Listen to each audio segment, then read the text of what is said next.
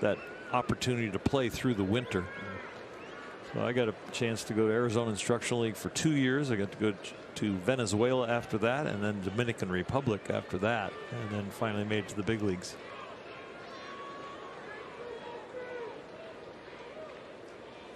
One, two, check swing. And an appeal to Joe West. He says no. 2 balls, 2 strikes. What club were you in the Dominican again? Licey. Oh, only Licey? Yeah. Like the national team? Yeah. Well, Manny Mota from the Dodger organization was the manager there. So the relationship with the Dodgers was a very close one. There was usually 4 to 6 Dodger farm hands on that team. 2-2. That's low. 3-2. And I played in Valencia in Venezuela for Magallanes. Great experiences. Fantastic experiences. Really grew up more outside the United States than I would have in the United States. Just with understanding the culture shock that the Venezuelan player and the Dominican player go through when they come here to the United States. So you get to experience that as a U.S. citizen. It makes you appreciate their situation a lot more. For sure. Turner swings, fouls it off. Ordering food by pointing at pictures. Trying to figure out, you know, what is the right stuff to get at the grocery store and how I'm going to cook for myself. How do I actually get the phone to work without being able to speak the language? It's a very interesting thing, and you find out really your closest friends are the people that really usher you through those experiences. So became very close friends with a lot of my Spanish-speaking teammates. Turner goes down on strikes as his old teammate Josh Sborz gets him. So 2 strikeouts after the walk to Mookie Betts, and Albert Pujols will come up. First baseman number 55. I learned that no matter how loud you speak English and try to do it with a Spanish accent, that the people that speak only Spanish still don't understand you. Yeah, the volume doesn't matter. It doesn't matter. It doesn't matter. And we should, just some of the most embarrassing moments. I hope folks remember that when they travel. If you speak slower and louder, it doesn't help. It doesn't. It just doesn't help. No. But in a very naive and immature brain, it seems you think it should help.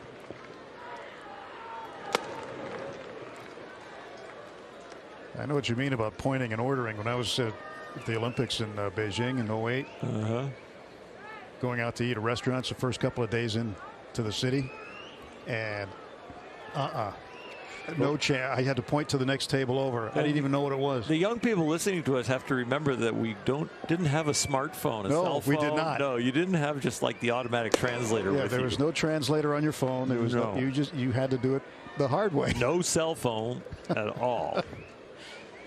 Oh, you could take your little book, a little book that could fit in your back pocket of your jeans, and it would be the translation book, and you could point at that if you were talking to a server or a taxi cab driver. Yeah, they know it. I mean, they try to help, but oh, some of the sweetest and nicest people.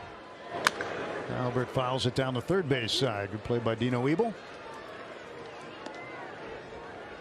The most innocuous and easiest things in the world. When someone helps you, you think they're like the best person in the world ever, because it's just a necessity, whatever you're asking for. That's directions or food.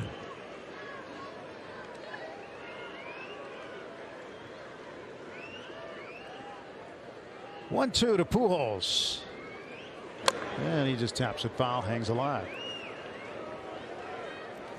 Yeah, many players that get the opportunity to continue to play winter ball. I think this year there were a lot more that played because of the short season. They wanted to get more at bats. So you look in the Dominican, you had I think there was a game between Estrellas and Escogido where you had Vladimir Guerrero Jr. playing against Fernando Tatis Jr. And that's winter ball, and that's a big deal. And a big ground ball foul.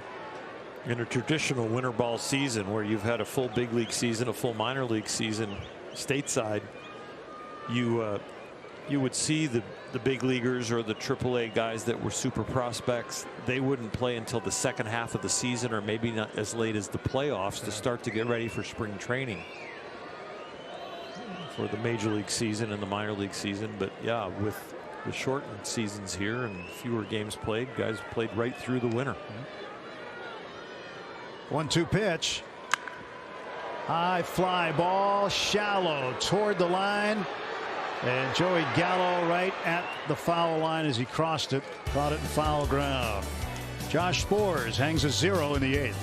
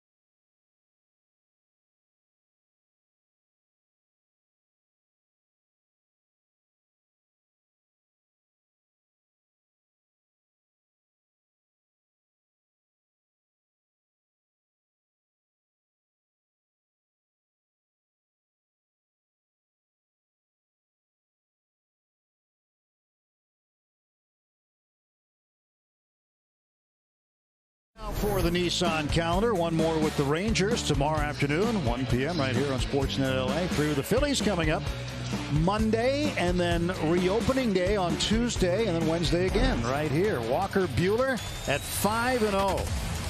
2.56 is earned run average. He hopes to steady the ship tomorrow. He'll face right-hander Dane Dunning. Dunning 2-4 for the Rangers. But Buehler pitches exceptionally well here at Dodger Stadium and has been pitching great all year. Matt Beatty will head out to the outfield and take over in right field. And McKinstry over at third base with Justin Turner getting an early exit.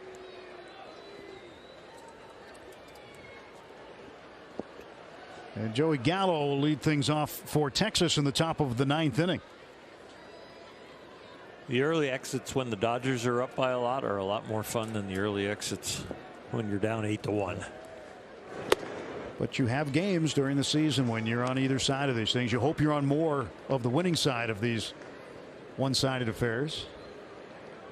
It's just that load management that managers go through when the score starts to spread out and you start to see that possibilities of it changing are slim and none.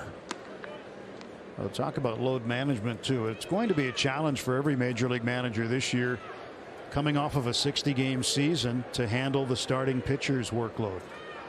You know, how is it going to affect these guys down the stretch? They've been putting on you know, more of a workload than they did last season. I understand that they're built for a 162-game schedule, but how will that happen? How will it affect teams, and how will it affect starting rotations, not just with the Dodgers but with everybody in baseball as you get into August and through September?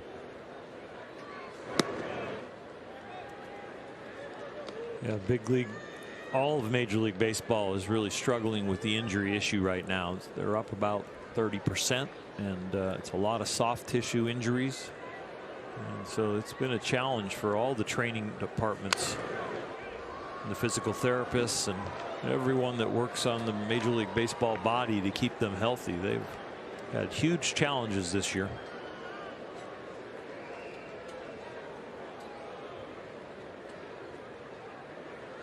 Staying healthy is a key. Definitely one of the pieces in the equation to winning. Well, Joey Gallo walks. Second inning for Jones. Second time he's issued the leadoff walk. Last time Brock Holt was walked, he came around to score. And Nate Lowe will come up and face Jones here in the 9th.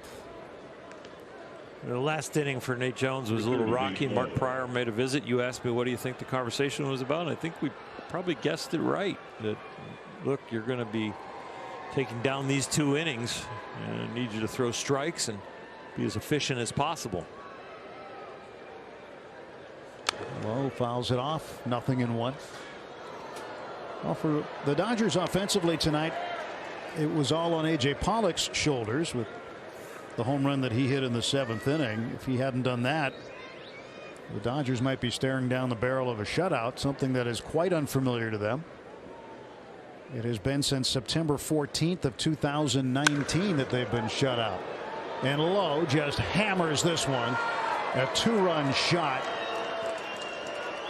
And the boat race continues in favor of Texas. Home run number 9 for Lowe.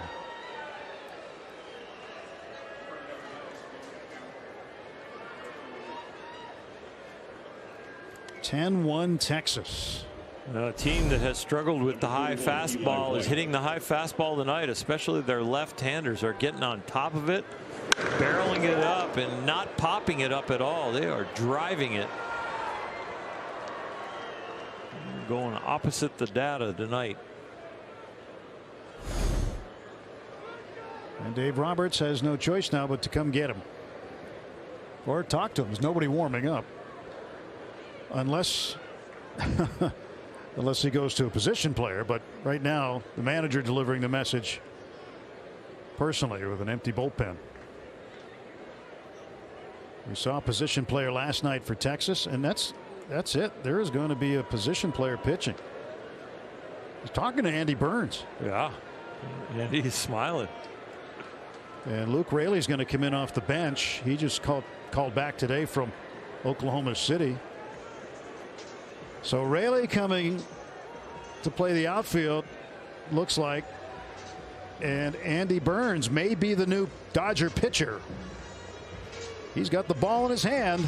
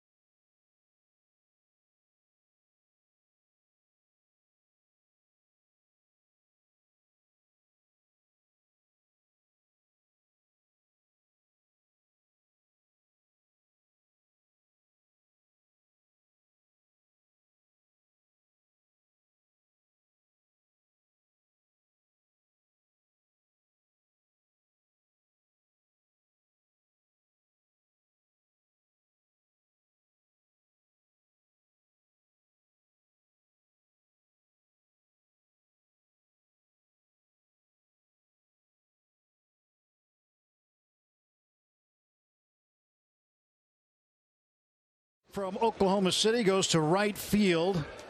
Zach McKinstry takes over at second base where Burns was. Matt Beatty moves from right to third base. And here's Andy Burns trying to figure out if he's pitched anywhere professionally at any time. And they have not found a record of it. But he's played pretty much everywhere else. And he gets a ground ball foul off the bat of Eli White. Charlie Culberson came in and pitched last night for Texas. Actually did a pretty good job. And this one is hit right at McKinstry. Culberson had an 8-pitch inning, I think, last night. And so far, Burns has got the atom ball going at him. That's a good pitch. Yep. The atom ball. Joe West asked him to take off his elastic tape that he uses to brace his wrists for when he's hitting. Joe's very good at taking hats and tape and different things. Just ask the Cardinals. Brock Holt swing and a miss. Oh, Cambio. He learned that in winter ball. Wow. And here's the 1-1. That's up high. He's doesn't take much time in between pitches. Doesn't really leave the tunnel between the rubber and the plate. Works quick. That was in his pitching scouting report, by the way. Works fast, change speeds, throw strike. No matter what the weather, he goes sleeveless. 2-2. And that's up high. For Brock Holt, he's like, no, I cannot strike out. And in all honesty, one thing that Dave Roberts does not want to do is use a position player, especially at home. And there's a shot into right center field and a base hit. Holt will turn first, head for second base. Mookie's throw is not in time. So a double for Holt. And that is the first hit that Burns has allowed in the major leagues. That's well documented, Tim. Yep. I know he's never pitched in the majors. Didn't pitch with Toronto. And I was looking for something. Did he ever pitch in Korea? Did he ever pitch in Australia? Did he ever pitch in the minor leagues? Didn't find anything yet. Not yet. You know, you can prepare for games, but you don't prepare for Andy Burns pitching notes. That's the one thing that you don't prepare during the day. Can't believe you didn't get that one. I just missed it. Just in case. Jonah Heim takes high. Well, Charlie Culberson touched 90 last night. Andy's a little bit more on the changing speeds from the low 80s into the 70s. Right by him at 75. Can't hit what you can't see. That is what is known as below hitting speed. I mean, he wouldn't even get stopped for going 75 on the 110. And Heim hits a high fly ball foul, well out of play.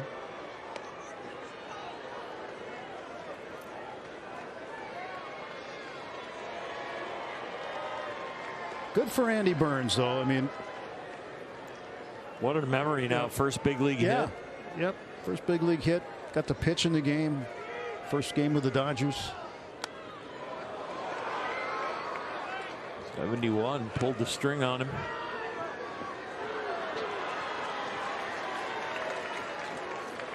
Well, if it means anything, his off-speed pitch is faster than Zach Greinke's. Yeah. Burns needs to bring the heat right here. Very good line. Yeah. Ball is not exactly scalded down to first, and Burns knew enough to get off there and cover and records the putout. He's got a chance to put up a goose egg. And he got saluted by organist Dieter Rule with the Simpsons theme for Mr. Burns.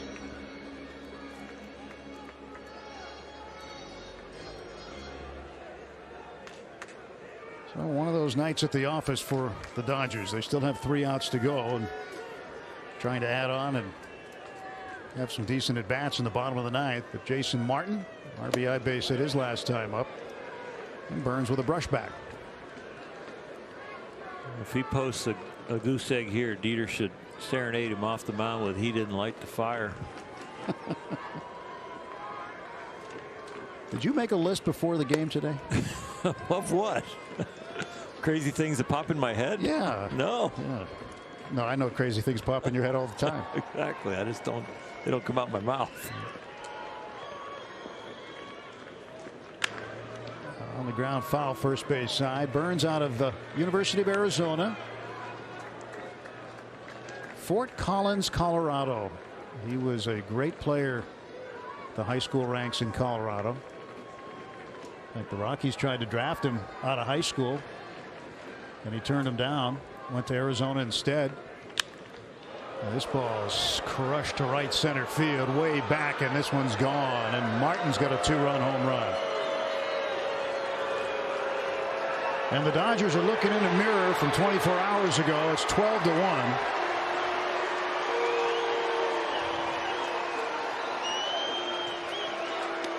And for Martin, Brock Holt calling for the baseball. It was his first big league home run.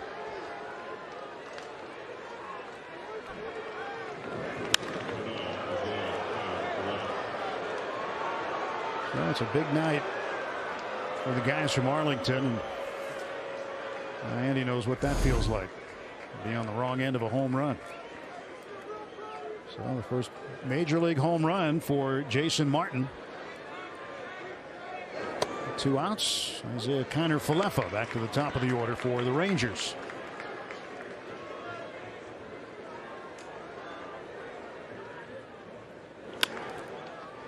And a base hit to right. So Andy's going to have to wear this one. They're just trying to get him to get that final out. Yeah, they're not watching his pitch count. No.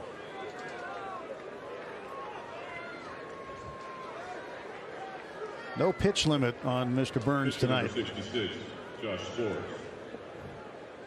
And how about this? Position player against a pitcher.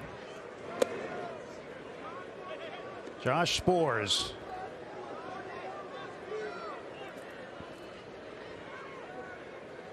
Sborz takes a strike, and it's 1-1. Josh is smiling over at the Ranger bench like, you really don't want me to swing, do you? Just stand up here and seriously, I'm going to have to take a big league at bat, and everybody's going to say you struck out against a position player. Well, he'll remember it. And the Statue of Liberty play is successful as he stands there for 3 strikes. And Andy Burns completes his first major league pitching outing. And Jason Martin with his first major league home run.